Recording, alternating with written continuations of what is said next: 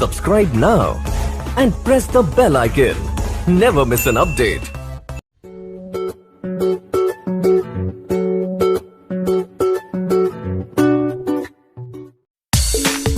Hello दोस्तों, स्वागत है आप सभी को बायोलॉजी बूम्स के इस अगले वीडियो में। आज हम लोग क्लास 12 का अगला टॉपिक्स जानेंगे जिसका नाम रहेगा हीमोफीलिया। यानी कि हम लोगों ने जस्ट इसके पिछले वीडियो में सेक्स लिंकेज पढ़ा था, उसके जस्ट बाद हम लोगों ने सेक्स डिटर्मिनेशन पढ़ा था। तो हम लोगों ने क्लास 12 का हर एक बारी बारी से टॉपिक पढ़ते आ चुका हूँ, यहाँ तक पढ़ाते आ चुका हूँ आपको। तो ये जो चैप्टर चल रहा है जेनेटिक एंड एवोल्यूशन के बारे में चल रहा है, यानी कि आनुवंशिकी के बारे में चल रहा है। ठीक है, तो यहाँ तक का वीडियो हम लोगों का है जो आज जो क्या नाम है इसका, तो हीमोफीलिया है। यह हीमोफीलिया क्या होता है, यह किस प्रकार से होता है और किस प्रकार से फैलता है, आज हम इस वीडियो में कवर करेंगे। और साथ ही साथ यह सबसे अच्छा टॉपिक्स है, इसलिए आप इस वीडियो को स्किप ना करें और बीच में छोड़कर ना जाएं, हमारे साथ अंत तक बन रहें। अगर आप हमें एक और YouTube चैनल पे अगर आप हमें सर्च कर सकते हैं, ढूंढ सकते हैं, यानी कि उस पर भी क्लासेस कर सकते हैं जो अगर पुराने हो या नए हो, तो आप उस चैनल्स को सब्सक्राइब और लाइक और बेल आइकन को भी जरूर दबा लीजिएगा, जिसका नाम है सुपर स्मार्ट क्लासेस के नाम से यह चलता है। ठीक, तो आप या तो सुपर स्मार्ट क्लासेस में क्लासेस को ज्वाइन कर सकते हैं या आप बायोलॉजी बूम्स में भी ज्वाइन कर सकते हैं, या दोनों में आप ज्वाइन कर सकते हैं। तो आइए आज हम लोग इस वीडियो में जानते हैं कि हीमोफीलिया क्या होता है, यानी हीमोफीलिया जो होता है यह किस प्रकार का रोग है, इस चीज़ को हम लोग आज इस वीडियो में कवर करेंगे। तो हमने पिछले वीडियो में आप लोगों को सेक्स डिटर्मिनेशन के बारे में बताया और सेक्स डिटर्मिनेशन के हम लोगों ने क्रॉसिंग सीखा कि किस प्रकार से क्रॉसिंग करके जो उसमें संतान उत्पन्न होते हैं वो क्या होते हैं, यानी कि 50% में आपका मेल होता है और 50% फीमेल होता है। ठीक, यानी कि 50% बॉयज़ होते हैं और 50% आपके क्या होती हैं, गर्ल्स उत्पन्न होती हैं। तो ये हम लोगों ने कवर कर लिया था। तो आज हम लोग हीमोफीलिया के बारे में जानेंगे। तो ये हीमोफीलिया जो रोग है यह हेल्डेन नामक वैज्ञानिक ने सबसे पहले इसको देखा। तो इन्होंने यह बतलाया कि जो ब्रिटेन की एक महारानी थी, ब्रिटेन की रहने वाली एक महारानी थी जिनका नाम था विक्टोरिया, इसलिए यह उनके विक्टोरिया महल के नाम से भी प्रसिद्ध था। ब्रिटेन में विक्टोरिया महल के नाम से प्रसिद्ध था।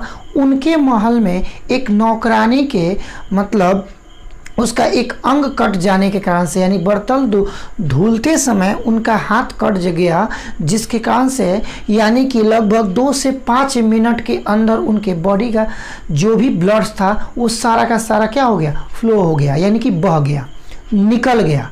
क्योंकि हम जानते हैं कि प्रत्येक मनुष्य में क्या होता है, प्रत्येक मनुष्य में 2 से 5 लीटर तक रहता है। ऐसा माना जाता है कि एक स्वस्थ व्यक्ति में 6 लीटर तक होता है, लेकिन हम जानते हैं कि इस पृथ्वी पर, इस दुनिया में कोई भी स्वस्थ व्यक्ति नहीं है। ये आप सब लोग जानते हैं, किसी ना किसी रोग से वो क्या होते हैं, रोग ग्रसित होते हैं। तो इसलिए यानी कि 2 से 5 लीटर माना जाता है।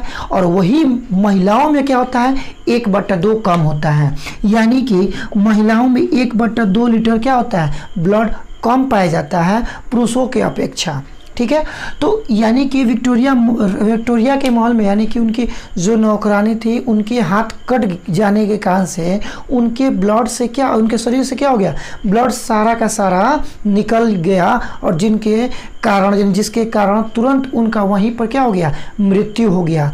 तो इसलिए इस तरह के रोग को हम लोग हीमोफीलिया रोग के नाम से जान गए। क्यों जान गए, क्योंकि जब इसमें वैज्ञानिकों ने इसका शोध किया कि आखिर में क्या कारण था, क्या वजह था कि जिसके कारण से उनकी महारानी विक्टोरिया जो थी, उनके रहने वाले नौकरानी जो थे वो किस प्रकार से मर गए। तो उनके ब्लड सैंपल लेकर उनका जब जांच पड़ताल किया गया, देखा गया, तो उनमें देखा गया कि जो उनके अंदर ब्लड प्लेटलेट्स जो होता है, यानी रक्त पटिकाणु जो होता है, थ्रोम्बोसाइटस जो होता है उनके शरीर के अंदर नहीं पाया गया।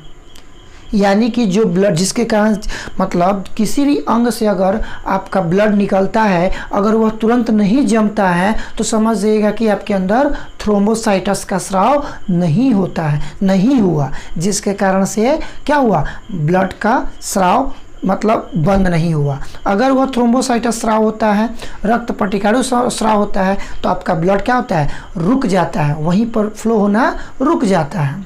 ठीक, तो यह यानी कि किसने बताया था, तो हेल्डेन नामक वैज्ञानिक ने बताया था। जो हेल्डेन नामक वैज्ञानिक थे उन्होंने क्या बतलाया कि वैज्ञानिक ने यानी इस रोग को ब्रिटेन की महारानी विक्टोरिया से प्रारंभ हुआ था। यानी कि रानी विक्टोरिया से यह प्रारंभ हुआ था। ठीक, विक्टोरिया जो रानी थी उनके महल से, उनके नौकरानी से ये क्या हुआ था, प्रारंभ हुआ था। ठीक है, तो यह किस प्रकार का रोग है ये हम बता दे रहे हैं। पहला नंबर कि जो हीमोफीलिया जो है यह एक प्रकार की आनुवांशिक रोग होती है, यह एक प्रकार का आनुवांशिक है। जेनेटिक्स का अर्थ आप लोग फिर से जान जाइए कि क्या होता है। आनुवांशिक यानी कि ये जो पीढ़ी दर पीढ़ी होता है, यानी कि फोटोकॉपी हम कह सकते हैं। यानी कि जरूरी नहीं है कि हमारे दादा परदादा जैसे थे वैसे हम भी आएंगे, हाँ उनका लक्षण आ सकता है। कैसे, तो मान लीजिए कि सपोज दैट कि हमने इस नोटबुक को क्या किया, यानी कि आप देख रहे हो कि इस पे क्या है, एक रोज़ का बनाया गया ड्राइंग बनाया गया है। इसको जब हम फोटोकॉपी करेंगे तो यानी कि थोड़ा सा इसका यानी कि इस तरह सेम एकदम मतलब इसी इतना ही लाइट में ना आके थोड़ा सा क्या होगा, हल्का होगा, मध्यम होगा, जो उनके अगले संतान में आएगा। फिर इनको हटाइए, उनको लीजिए, उनको जीरेक्स कीजिए, तो उनको जीरेक्स कीजिएगा तो क्या होगा, यानी कि उनमें थोड़ा कम हो जाएगा। कहने का अर्थात एक ही पेजवा को बार बार जीरेक्स हम लोग जब फोटोकॉपी करते रहते हैं तो क्या होता है, बाद में चल के क्या होता है, धुंधलापन हो जाता है, जिसके कारण से दिखाई नहीं देता है। तो कहने का अर्थात ये पीढ़ी दर पीढ़ी चलता है, लेकिन लास्ट तक आकर ख़त्म होने की भी चांसेस होती है, ख़त्म भी हो जाती है। ये हम लोगों का जेनेटिक्स अनुवांशिकी है। ठीक है, इसके बारे में हम लोगों ने इसका पिछला वीडियो हम लोगों ने पढ़ चुके हैं लोग, और इसके बारे में अच्छे प्रकार से जान भी चुके हैं लोग। तो देखिए, तो कहता है कि यह एक प्रकार का लिंग सहलंग अप्रभावी लक्षण है। यानी कि ये जो लक्षण होता है, यह लक्षण किस प्रकार का होता है, तो लिंग सहलंग अप्रभावी लक्षण होता है। ठीक है, कहता है कि यह एक ऐसा रोग है जिसके कारण मनुष्य में रुधिर जमने की क्षमता के 9 के बराबर होती है। यानी कि जो मनुष्य के बॉडी के अंदर जो होता है, बॉडी के अंदर ने बॉडी के किसी भी अंग का अगर कट जाना और कट कर यानी कि अगर ब्लड अगर ना रुके तो समझिए कि वो आपका हीमोफीलिया का शिकार हो जाता है। तो वही चीज़ कह रहा है जिसके कारण मनुष्य में रुधिर जमने की क्षमता 9 के बराबर होती है। यानी कि नहीं जमेगा तो जाहिर सी बात है कि हीमोफीलिया कहा जा सकता है। तो कहता है कि इस रोग के कारण मनुष्य के किसी भी अंग के कट जाने से रुधिर यानी कि ब्लड का प्रवाह शुरू हो जाता है, और इसमें रुधिर को जमने वाला जो प्रोटीन होता है, प्रोटीन का संश्लेषण नहीं हो पाता है, जिसके कारण रुधिर का प्रवाह नहीं रुकता है। कहने का अर्थात अगर सपोज कि यहाँ से हमने काट लिया, हल्का फुल्का कट गया और ब्लड क्या हो गया, फ्लो होने लगा, यानी कि निकलने लगा, दरादर निकलने लगा, तो यह न जमने का कारण क्या है, तो इसका प्रोटीन का संश्लेषण नहीं हुआ। तो प्रोटीन का संश्लेषण इसमें कौन सा होता है, तो हम जानते हैं कि थ्रोम्बोसाइटस क्या करता है, उस ब्लड को जमने में क्लोटिंग करने में मदद करता है, सहायता प्रदान करता है। ठीक, तो वही कह रहा है कि प्रोटीन का संश्लेषण न हो पाता है, जिसके कारण रुधिर का प्रवाह नहीं रुक पाता है। तो जब हम जानते हैं कि थ्रोम्बोसाइटस निकलेगा ही, यानी कि यह प्रोटीन जब निकलेगा ही नहीं तो ब्लड को कैसे रोकेगा, वायुमंडल से यानी कि वायु के संपर्क में रहकर ये कैसे ब्लड को कोल्ड करेगा, कैसे जमाएगा। तो इसलिए सभी व्यक्तियों में, सभी मनुष्यों में, सभी मानव में क्या होता है, ब्लड प्लेटलेट्स भी होते हैं, रुधिर यानी कि आरबीसी भी होते हैं और डब्ल्यूबीसी भी होते हैं। ठीक है। तो यह रक्त का क्या होता है, प्रकार होता है। हम लोगों ने रक्त का समूह पढ़ा था, ग्रुप पढ़ा था। ग्रुप कितने होते हैं, 4 होते हैं। और प्रकार कितने होते हैं, तो 3 होते हैं। कौन कौन से, तो आरबीसी, डब्ल्यूबीसी और ब्लड प्लेटलेट्स, ये 3 तरह के हमारे ब्लड के प्रकार होते हैं।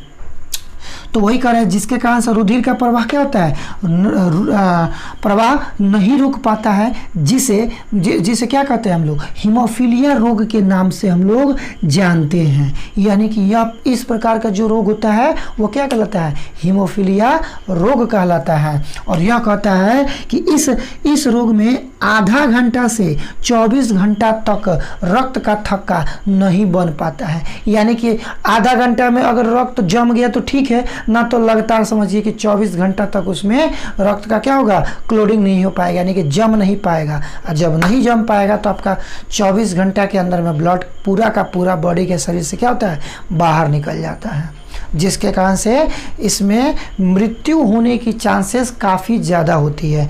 इस रोग में क्या होता है, हीमोफीलिया रोग में क्या होता है, तो मृत्यु होने की चांसेस काफ़ी ज़्यादा होती है। क्यों, क्योंकि जाहिर सी बात है कि जब ब्लड का रुकना शुरू होगा ही नहीं, तो जब नहीं शुरू होगा तो यानी कि बहना शुरू हो जाएगा।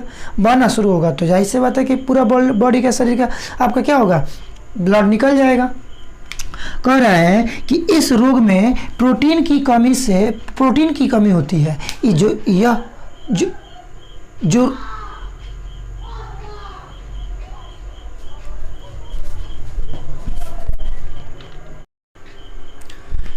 चलिए देखिए दोस्तों, थोड़ा सा कुछ प्रॉब्लम हो गया था। चलिए अब आते हैं हम लोग फिर से टॉपिक पे, जिसका नाम है हीमोफीलिया। तो हमने जस्ट बताया था कि इसके बारे में है कि यह हीमोफीलिया जो है, हेंडल नामक वैज्ञानिक यानी कि हेल्डन नामक वैज्ञानिक ने यह बतलाया था कि जो ब्रिटेन की महारानी हैं विक्टोरिया जो थी, इनके महल से यह क्या हुआ है, प्रारंभ हुआ है। ये हमने बता दिया था। और इसमें क्या होता है, इस रोग में जो होता है प्रोटीन का संश्लेषण नहीं हो पाता है, जिसके कारण से रुधिर का रुकावट ना होके प्रवाह होना शुरू हो जाता है, ठीक है, जिसे हम लोग हीमोफीलिया के नाम से जानते हैं, ठीक है। तो कह रहा है कि इस प्रकार का रोग जो होता है, इस रोग में आधा घंटा से 24 घंटे तक रक्त का थक्का नहीं बन पाता है। यानी कि अगर हाफ आवर्स में देखा जाए, आधा घंटा के अगर अंदर रुधिर का जमना शुरू हो जाता है तो ठीक है, अगर नहीं तो आपका क्या होता है, प्रॉब्लम हो जाता है, ठीक है।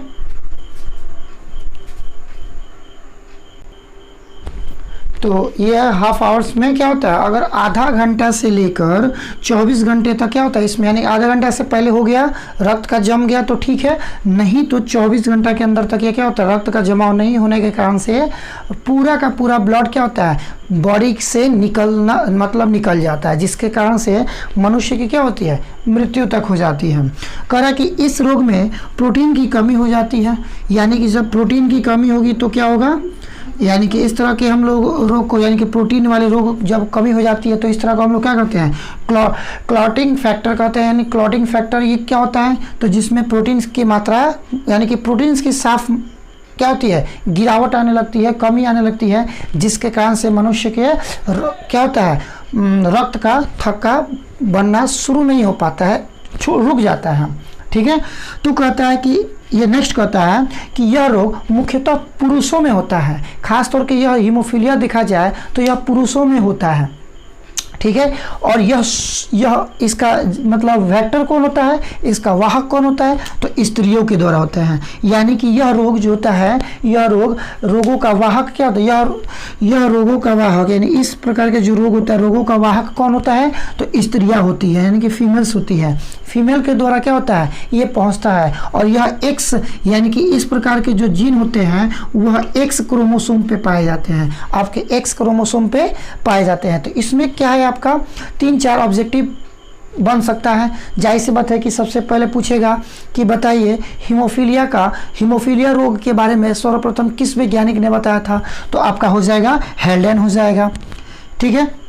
कहेगा कि किस प्रकार के रोग में रुधिर का थक्का नहीं बन पाता है, तो जाहिर सी बात है कि हीमोफीलिया हो जाएगा। दूसरा हो जाएगा कि किस प्रकार के रोग में प्रोटीन का संश्लेषण नहीं होता है, तो जाहिर सी बात है कि हीमोफीलिया में होता है, ठीक है। ये हो गया। और पूछेगा कि हीमोफीलिया रोग कहाँ से उत्पन्न हुआ है, तो हम कह सकते हैं ब्रिटेन के महारानी विक्टोरिया के महल से प्रारंभ हुआ है। ठीक है, हीमोफीलिया किस प्रकार का रोग है, तो यह एक आनुवंशिक रोग है।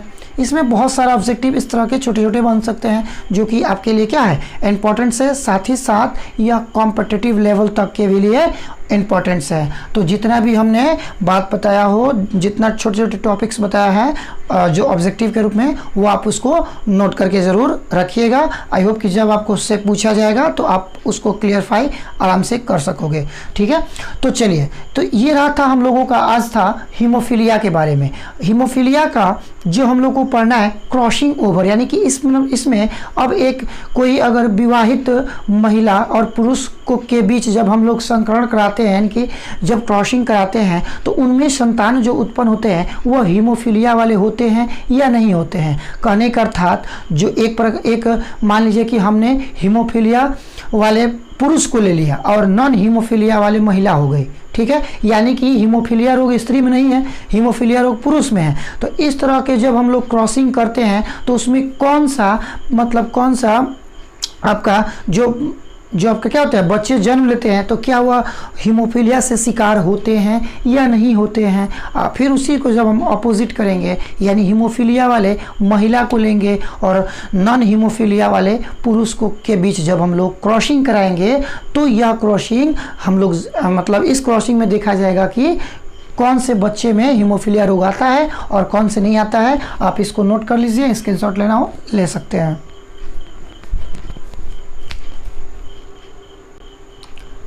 देखिए दोस्तों, यानी कि ये हीमोफीलिया का क्या है, क्रॉसिंग ओवर है।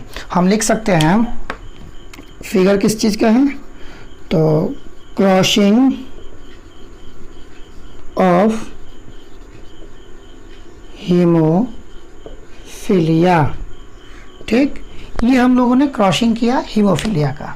अब हम इसका डिफिनीशन यानी कि इसका प्रयोग कैसे लिखेंगे, तो जाहिर सी बात है मैं प्रयोग लिखवा नहीं रहा हूँ, बट केवल क्या कर रहा हूँ, आपको समझा दे रहा हूँ और बता दे रहा हूँ।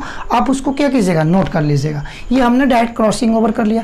जब आप क्रॉसिंग ओवर देखेंगे तो आप खुद से आप क्या करेंगे, इसका डिफाइन कर सकते हैं। कोई दिक्कत नहीं है, कोई प्रॉब्लम नहीं है, बस इसको समझना है। यानी कि हम लिए हैं एक हीमोफीलिया वाले मदर को लिए हैं, यानी कि जो महिला है, जो फीमेल है, उसको हीमोफीलिया रोग हुआ है, और जो फादर है यानी कि जो मेल है वह नॉर्मल है, यानी कि वो हीमोफीलिया रोग से क्या है, रोग ग्रसित नहीं है। तो इसको हम लिख सकते हैं कि जब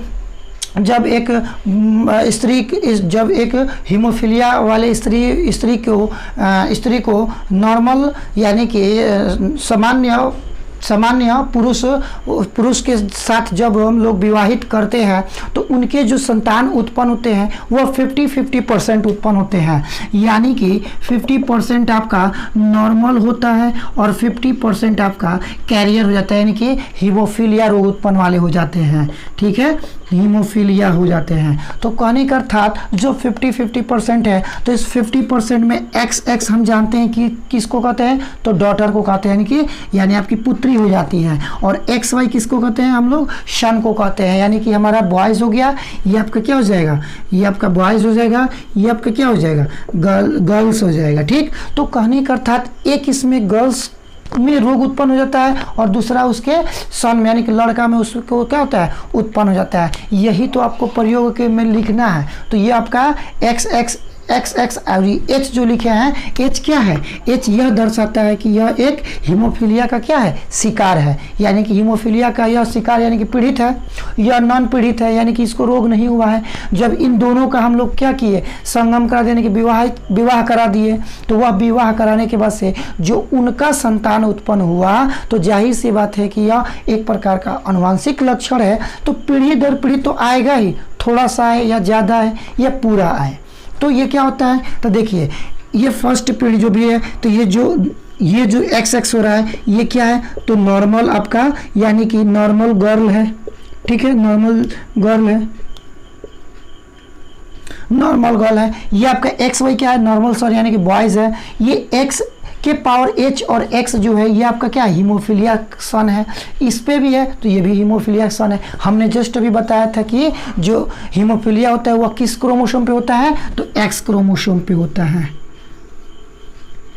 एक्स क्रोमोसोम पे होता है। यही तो आपका क्या है, क्रॉसिंग ओवर है। तो क्या बताइए, आप लोग लिख सकते हैं? तो ज़रूर आप हमको कमेंट्स करके बताइए कि आप इसका प्रयोग लिख पाएंगे या नहीं लिख पाएंगे। अगर आप नहीं लिखते हो तो आई होप कि मैं अगले वीडियो में आपको पूरा इसका कवर करा दूंगा। अगर यह वीडियो आपको अच्छा लगा हो तो ज़रूर लाइक, शेयर एंड सब्सक्राइब ज़रूर करके, सब्सक्राइब करने के बाद से बेल आइकन ज़रूर दबा लीजिएगा, जिसके कारण आपको हर एक नोटिफिकेशन आपके पास पूर्ण रूप से पहुंच जाए और आपको पढ़ने में क्या हो, आसानी हो। चलिए, तब तक के लिए हमको आज्ञा दीजिए और नेक्स्ट वीडियो का आप वेट कीजिए। Thank you.